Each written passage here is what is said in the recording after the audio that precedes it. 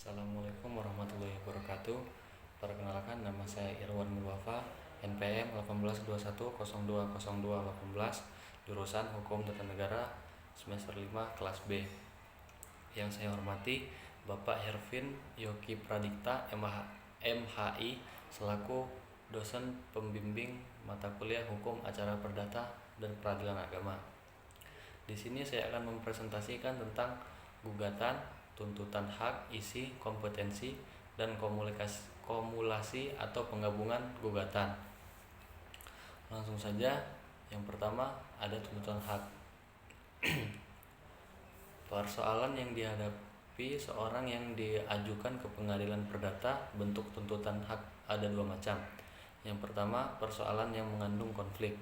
Yang kedua, persoalan yang tidak mengandung konflik. Tuntutan hak dalam pasal 142 ayat 1 atau pasal 118 ayat 1 disebut tuntutan atau gugatan perdata. Merupakan tindakan yang bertujuan untuk memperoleh perlindungan hak yang diberikan oleh pengadilan untuk mencegah atau main hakim sendiri. Ada dua tuntutan hak, yaitu yang pertama, tuntutan hak yang mengandung sengketa disebut gugatan. Yang kedua, tuntutan hak yang tidak mengandung sengketa yang disebut permohonan. Selanjutnya, ada isi gugatan. Bentuk gugatan adalah surat. Oleh karena itu, harus memenuhi syarat sebagai surat, seperti tempat dan tanggal gugatan itu dibuat, kepada siapa atau kemana gugatan itu akan ditujukan. Yang ketiga, ada isi gugatan, dan ditutup dengan mencantumkan siapa yang membuat atau mengirim gugatan atau kuasanya dan ditandatangani. Ditinjau dari isi gugatan, pasal 8 menentukan bahwa gugatan memuat yang pertama ada identitas para pihak, yang kedua posita atau fundamentum petendi atau middelen van eis, yang ketiga ada petitum. Yang pertama, identitas para pihak. Dalam perkara perdata biasanya terdiri dari dua pihak, yaitu pihak penggugat dan pihak tergugat. Para pihak dapat beracara secara langsung di depan pengadilan atau mewakilkannya kepada seorang kuasa dengan kuasa khusus. Yang kedua, ada posita. Posita adalah dalil-dalil dari penggugat yang menjadi dasar atau alasan gugatan penggugat.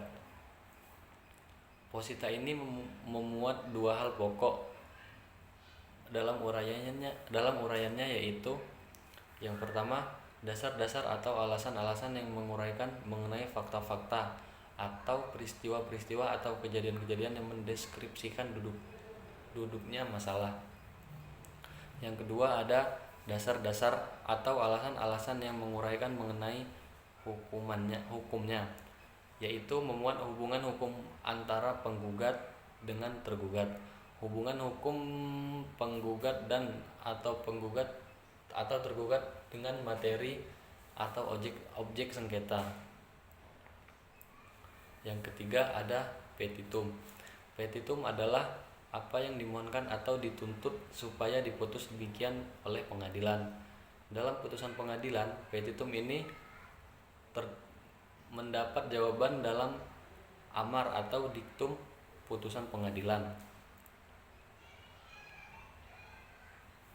Selanjutnya, ada kompetensi.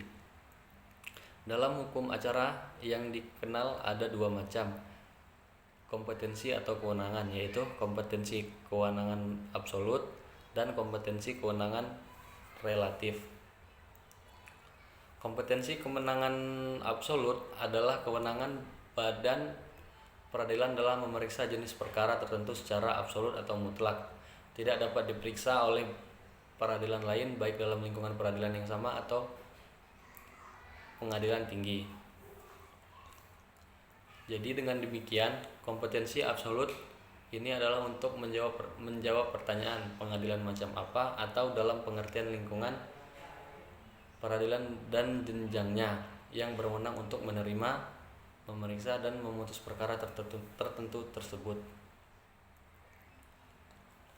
Adapun kompetensi relatif.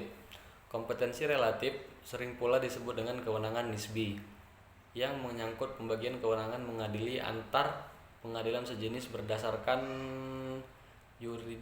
yurisdiksi wilayahnya.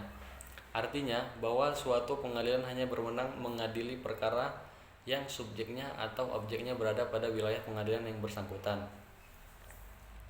Misalnya, antar pengadilan negeri Denpasar dengan pengadilan negeri Gianyar. Jadi kompetensi relatif dalam hukum acara perdata adalah untuk menjawab ke pengadilan negeri mana gugatan harus diajukan. Selanjutnya ada kumulasi atau penggabungan gugatan. Dalam perkara perdata, sekurang-kurangnya ada dua pihak, yaitu penggugat dan tergugat. Masing-masing pihak tersebut dapat terdiri dari satu orang atau lebih dari satu orang. Demikian pula tuntutannya. Dapat terjadi satu tuntutan dan dapat pula terjadi beberapa tuntutan dalam satu gugatan. Apabila pihak terdiri lebih dari satu orang atau tuntutannya lebih dari satu, maka disebut telah terjadi kumulasi atau penggabungan gugatan. Kumulasi ini ada dua jenis, yaitu kumulasi subjektif dan kumulasi objektif. Kumulasi subjektif terjadi apabila para pihak terdiri dari lebih dari satu orang atau subjek hukum. Syarat untuk kumulasi subjektif adalah bahwa terhadap tuntutan yang diajukan tersebut haruslah ada hubungannya yang erat antara satu subjek atau subjek lainnya.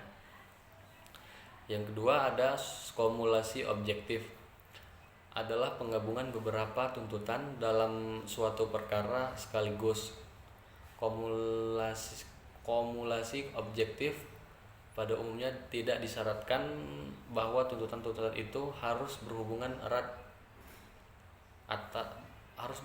erat satu sama lain.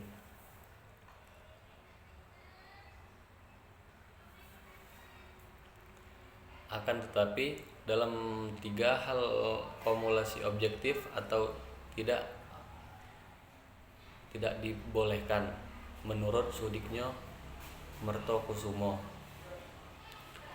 Yang pertama, kalau untuk suatu tuntutan atau gugatan tertentu diperlukan suatu acara khusus, sedangkan tuntutan yang lain harus diperiksa menurut acara biasa, maka kedua tuntutan itu tidak boleh digabung dalam satu gugatan.